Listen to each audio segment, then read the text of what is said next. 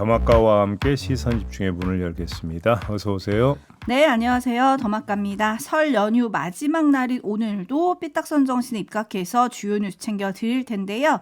이신우 님이 촌철님들 명절 연휴 잘 보내고 계신가요? 저는 오늘부터 출근입니다. 라고 올려주셨고 네. 레드헤어 님은 저는 어제 오늘 근무입니다. 그러시군요. 그래서 전에는 신정세는 시댁에 설에도 갔었는데 이제는 맘 편히 안 가신대요. 예. 무슨 일을 하실까? 그러게요. 예. 아유, 출근하시는 분들이 많으십니다. 배지현님, 저는 매일 새벽 차 안에서 듣다가 오늘은 이렇게 집에서 침대에서 보이는 라디오를 누워서 보니 너무 좋네요. 네, 마지막 연휴 날입니다. 마음껏 즐기시기 바랍니다. 네. 알고 보면 내일까지 쉬시는 거 아닐까요? 그러면 주말까지 쭉. 그러니까 그런 분들 많이 계시죠? 네, 그런 분들도 많이 계시다고 하더라고요. 어쨌든 다들 사고 없이 무탈하게 연휴 잘 보내셨는지 모르겠네요. 잘 보내고 계시겠죠. 네, 그렇게 믿읍시다. 네, 그리고 레드헤어님 제가 소개를 해드렸는데 PD님이 올려주신 인사가 이런 게 있었네요.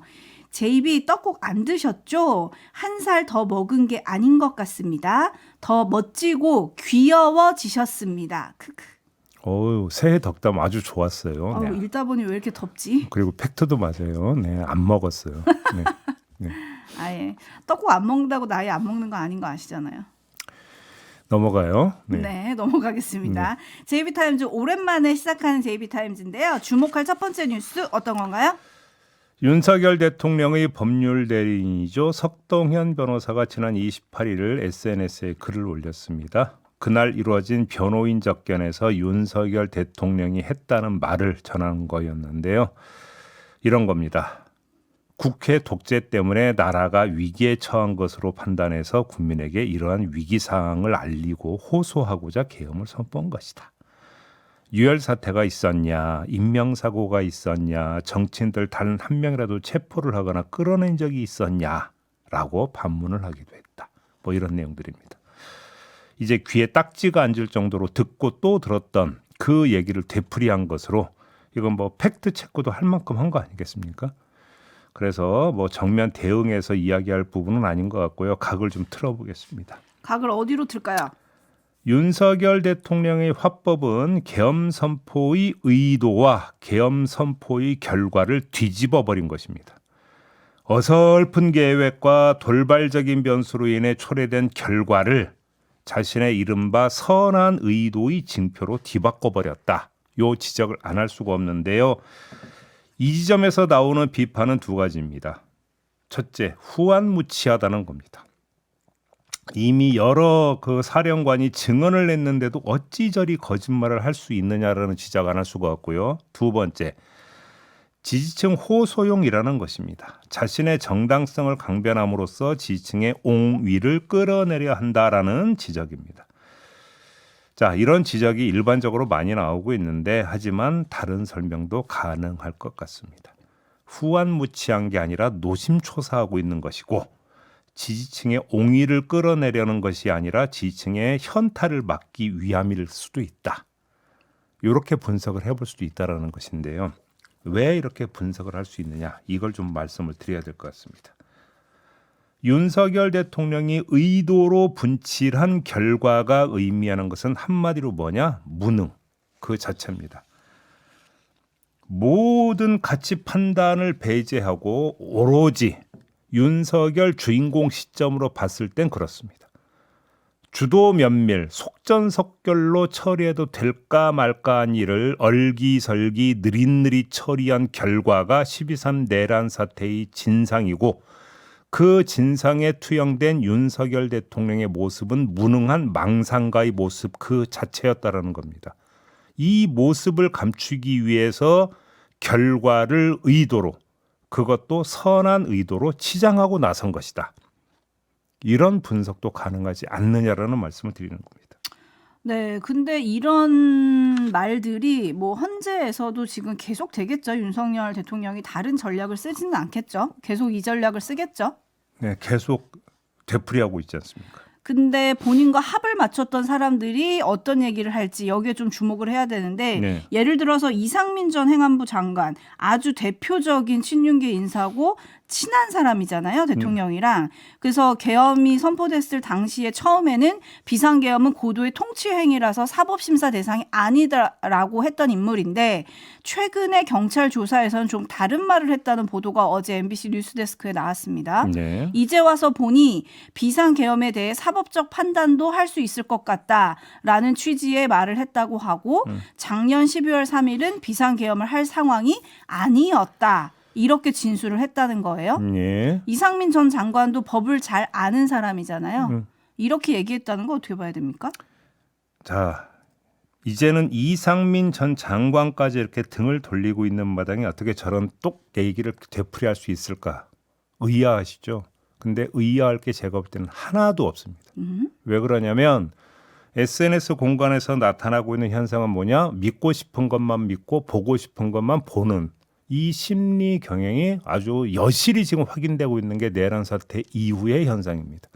그래서 계몽명이라는 지금 신조어까지 만들어내고 있는 현실 아니겠습니까?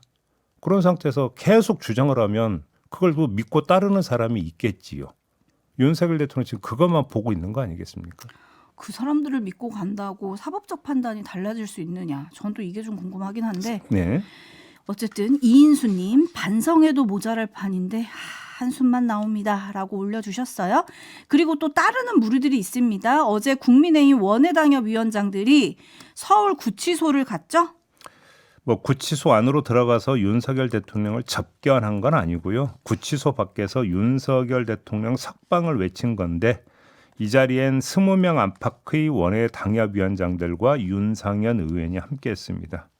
짚어야 할 점은 두 가지인데요. 첫째, 어제는 설 연휴 기간입니다. 접견은 평일에만 가능합니다. 이걸 모를 리 없는데 왜 어제 찾아갔을까라는 점이 일단 궁금합니다. 이 점에 주목하면 목적은 윤석열 접견과 위로가 아니라는 걸 우선 추출해낼 수 있겠지요. 두 번째, 원외가 아닌 원내인 윤상현 의원이 함께한 점. 이 점에 주목하면 함께의 목적을 살펴봐야 되는 거 아니겠습니까? 그게 뭘까도 궁금해지는 건데 종합하면 윤석열 대통령 위로를 명분 삼아 윤상현 주도 플러스 원외 당협위원장 동참의 그림을 그리려 한 것인데 윤상현 의원이 원외 당협위원장들의 동참을 끌어내 그릴 수 있는 그림이 뭘까? 제 짧은 머리로 떠오를 수 있는 거 딱 한 가지밖에 없더라고요. 당권 말고는 별로 떠오르는 게 없더라. 이 말씀을 좀 드리겠습니다. 당권 얻고 대선까지 간다. 뭐 이런 거 아닌가요? 글쎄요. 네. 당권 없고 대선까지 가기에는 이후 정치 일정이 그렇게 될 것 같지는 않습니다. 네. 네, 어쨌든 당권 얘기를 하니까 떠오르는 인물이 또 있습니다. 한동훈 전 대표 슬슬 몸을 좀 풀고 있다. 이런 소식이 전해지고 있습니다. 뭐 최근에 친한계 의원들과 오찬을 했고 24일에는 진종호 의원 페이스북에 둘이 사이좋게 찍은 사진이 올라왔고 23일에는 김경률 전 비대위원에게 안부를 묻는 문자를 보냈고 이달 초에는 강남의 한 커피 매장에서 정치권 외부 인사들과 만난 사실이 입소문을 탔고 등등입니다. 이제 일정과 동선이 조금씩 노출이 되고 있는 거 아니겠습니까? 이 때문에 한동훈 등판설이 돌고 있는 겁니다. 네, 특히 진종호 전 최고위원한테 기죽지 말라라고 하면서 국민들이 혼란에 빠져 있는 상황인 만큼 단단하게 잘 추슬러 보자 이런 말을 했다고 하는데 실제로 등판을 할까요? 등판하고 싶어 하겠죠. 자, 조기 대선으로 가면 대선 후보 경선에 나설 것이다라고 하는 게 유력한 관측입니다. 문제는 나서는 것 그 자체가 아니라 도대체 어떤 명분과 가치를 갖고 나서느냐 이게 중요한 거겠죠. 자, 그 일단을 엿볼 수 있는 사례가 있는데요. 한동훈 전 대표 지지층이 거리에 대건 현수막이 있었는데 그 문구가 달라졌다고 합니다. 이달 초에는 계엄을 막아낸 한동훈, 국민의 진심인 한동훈, 계엄 해제 1등 정치인 한동훈 등등의 문구가 현수막에 아로 새겨져 내걸었는데 설 연휴 직전에 이렇게 바뀌었다고 합니다. 한동훈 보수혁신 정치개혁의 희망, 한동훈과 함께 대한민국 우상향 등등의 문구로 교체가 됐다라는 겁니다. 자, 전과 후의 문구에서 확인할 수 있는 점은 뭐겠습니까? 방황이다. 저는 그렇게 생각을 하는데요. 문구 교체의 이유는 아마도 여론조사 결과의 그 추이 때문인 듯합니다. 그렇다고 덜컥 윤석열 옹위에 나서지도 못하는 고민이 고스란히 담겨 있다. 현수막 문구에. 그래서 방황은 거처없는 사람들이 보이는 행태인데요. 한동훈 전 대표에게 여권 내에서의 공간이 거의 없다라는 사실을 간접적으로 보여주고 있는 게 지지층의 현수막 문구 아니었느냐, 이런 이야기가 되는 거고, 바로 이걸 기초로 분석을 하면 한동훈 전 대표가 등판을 하더라도 도대체 어떤 명분과 가치를 갖고 등판할 것이냐, 이게 궁금하고 이게 모호하다, 이 말씀을 드리는 겁니다. 그러니까요. 제일 처음에 돌아올 때 첫 일성이 뭘지 좀 그게 좀 궁금하더라고요. 한동훈 전 대표가 했던 단어들 좀 생각해 보면 동료 시민 이게 좀 머릿속에 남아 있는데 이번에 나올 때는 뭘 가지고 나올까, 언제 나올까, 이게 좀 궁금합니다. 김종혁 전 최고위원 같은 경우에는 뭐 강연이나 언론 인터뷰, 간담회 등의 방식으로 복귀 형식을 얘기한 적이 있었거든요. 근데 그런다고 하면 더더군다나 메시지가 분명해야 되는 거잖아요. 아니 뭐 강연이든 뭐든지 간에 사람들이 제일 먼저 물어볼 게 윤석열 대통령 처리 문제, 윤석열 대통령과의 관계 문제, 12.3 계엄 선포의 성격 규정 문제, 이런 것들 아니겠습니까? 피해 갈 수가 없거든요. 그러니까요. 정면 돌파를 한다? 근데 지금 예를 들어서 여권 내 그 지지층의 분위기를 보면 정면 돌파를 어떻게 되는 겁니까? 오히려 고립 아닙니까? 지금 나타나고 있는 현상만 놓고 보면. 바로 그 지점에서 5696님이 친윤 색채가 강해지다 못해 친윤 그 자체가 된 여당에서 한동훈 전 대표가 역할을 할 수 있을까요? 이런 질문이 지금 들어와 있거든요. 그러니까요. 네, 그리고 신원섭파님, 대통령 제발 책상에 있었던 문구 생각 좀 합시다. 모든 책임은 대통령이 진다면서요? 라고 물음표 보내주셨고 마리오님은 이 모든 현상을 묶어서 이렇게 정리를 좀 해주셨어요.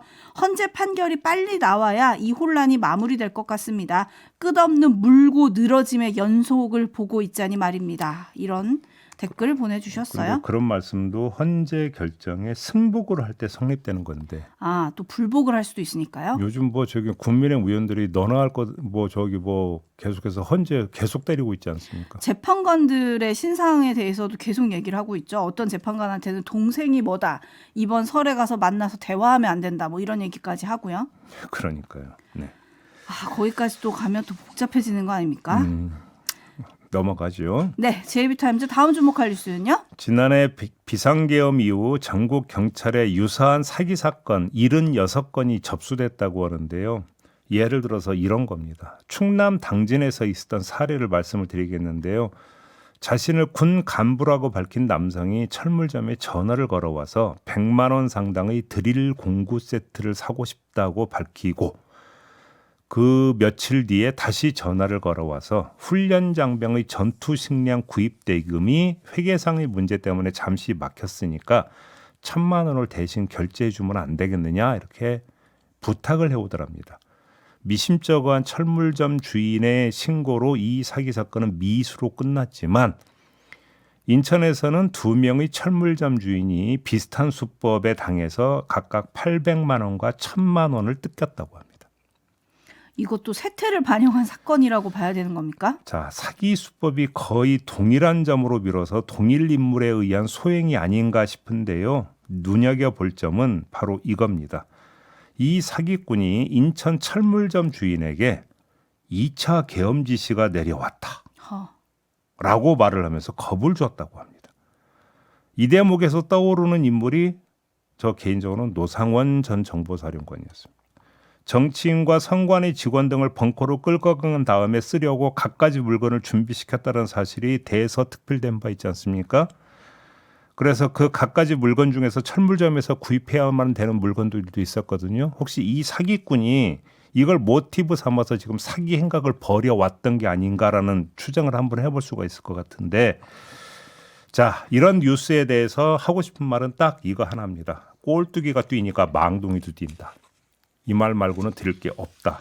이렇게 정리하겠습니다. 네, 포말님이 아직도 저런 사기를 칩니다라고 해주셨고, 버터플라이님은 저런 거 전에도 뉴스에서 봤었는데 이제 지방으로 갔네요. 참 이런 거 보내주셨는데 너무하네요 진짜.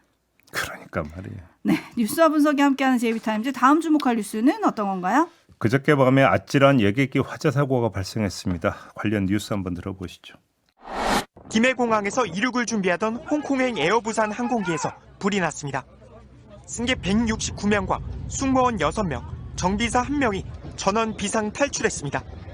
꼬리 쪽에서 시작된 불은 삽시간에 동체 중간까지 번졌고 소방당국은 대응 1단계를 발령한 끝에 밤 11시 반쯤 불을 완전히 껐습니다. 하지만 승객이 직접 비상문을 열었고 화재 안내 방송이 나오지 않았다는 등 안전조치가 부실했다는 증언이 나왔습니다. 승객들이 불났다고 소리를 질러서 바로 그냥 비상문을 다 열고 다시 탈출을 했어요. 따로 방송이나 그런 건 없었고.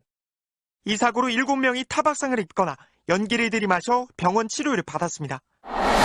네, 정말 큰일 날 뻔했습니다. 그러니까요. 제주항공 여객기 참사 수습이 마무리되지 않은 상태에서 발생한 사고이니까 깜짝 놀랄 수밖에 없는 거 아니겠습니까? 사후 약방문이라도 짚을 건 짚어야 될 것 같습니다. 자, 가장 아찔했던 점. 이륙 직전 항공기였기 때문에 연료 탱크에 항공유가 가득 차 있었다라는 점. 이거 아니겠습니까? 이 상태에서 불이 번졌다고 상상을 해보십시오. 사실 이런 상상만으로도 끔찍합니다. 자, 그리고 조금 전 뉴스에서 들은 대로 승객 대피도 안내에 따른 게 아니라 승객들이 알아서 했다라는 것 아니겠습니까? 이것도 문제입니다. 당시 안내 방송이 없었고 승객이 직접 비상구를 열었다는 목격담도 계속 나오고 있습니다. 자, 이건 수사로 밝혀야 할 문제입니다. 무엇보다도 먼저 찾아야 하는 건 화재의 원인인데요. 한 승객이 기내 수화물을 두는 선반짐에서 타닥타닥 소리가 나온 후에 조금 있다가 연기가 났고 선반에서 불똥이 떨어졌다라고 말을 해서 이 수화물 내의 보조 배터리나 전자기기에서 화재가 시작된 거 아닌가 추측을 하고 있지만 이것도 현재로서는 어디까지나 추측입니다. 이 또한 수사와 감식을 통해서 밝혀져야 된다. 이런 여러 가지 지금 숙제가 남겨져 있다. 이런 말씀을 드려야 될 것 같습니다. 네, 지금 여러 촌철님들이 정말 가슴이 철렁했다, 가슴을 쓸어내렸다 이런 댓글 올려주고 계시고요. 어찌합니까 님은 이륙했다면 정말 어땠을지 생각만 해도 끔찍합니다 라고 해주셨는데 이 승무원의 대처에 불만을 표시하는 승객들의 인터뷰 보도에 대해서 지금 이제 항공사 근무하시는 분들이 이제 댓글을 좀 달아주기로는 승객이 승무원 지시 없이 문을 열어버린 거는 이제 항공보안법 위반이며 이게 더 위험을 초래하는 행동일 수도 있다. 그 당시에 어땠었는지 조금 더 면밀하게 봐야 된다. 뭐 이런 얘기들도 있고 또 어제 YTN이 단독으로 사진을 하나 입수를 해서 계속 보도를 했었는데 예. 그 승객 머리 위로 짐을 보관하는 선반 있잖아요. 네네네. 거기에서 빨간 불길이 이렇게 나오는 그런 사진이 또 공개가 됐거든요. 네. 그래서 이제 거기서 불이 시작이 된 거 아니냐 뭐 이런 보도들이 이어지고 있는데 아주 명확한 조사가 좀 이루어져야 될 것 같고 또 하나 걱정되는 건 지난달에도 에어부산 항공기에서 배터리가 원인으로 추정되는 화재가 발생한 적이 있었대요. 이 보조 배터리 관련한 화재가 요즘에 심심치 않게 있었다는 보도들이 지금 나오고 있거든요. 이게 이제 그 배터리가 이제 무거운 것에 의해서 눌리거나 이러면 배터리 내부에서 이게 뭔가 좀 이상이 발생하면서 화재로 연결이 될 수 있다. 이런 전문가들의 좀 지적이 있더라고요. 그렇죠. 그래서 차라리 아예 이제 손에 들고 휴대를 하는 게 더 나을 수 있다. 이런 지적이 있는 것 같고요. 지금 당시 기내 상황을 좀 종합적으로 뭔가 그 재구성을 해야 판단이 이루어질 수 있을 것 같은데 승객이 직접 비상탈출구를 열었다라고 하는 것은 여러 가지 대목에서 짚어봐야 되는 부분이 있습니다. 하지만 자, 무엇보다도 최우선은 승객의 안전 아니겠습니까? 그런데 지금 안내 방송이 없었다라고 승객들이 이야기를 하고 있지 않습니까? 거기다 지금 항공사 측의 해명은 안전조치를 취하느라고 안내 방송을 할 겨를이 없었다. 이런 취지의 지금 해명이 나왔던데 제가 제일 이해가 안 되는 게 바로 그 대목이거든요. 만사 제쳐놓고 제일 먼저 했어야 되는 게 오히려 후순위를 밀려버렸던 거 아닌가 싶은 생각이 좀 들어서 이거 좀 따져봐야 된다. 이 말씀까지 같이 드리겠습니다. 자, JB타임즈 오늘은 이렇게 마무리하겠습니다. 더마카 수고하셨습니다. 고맙습니다.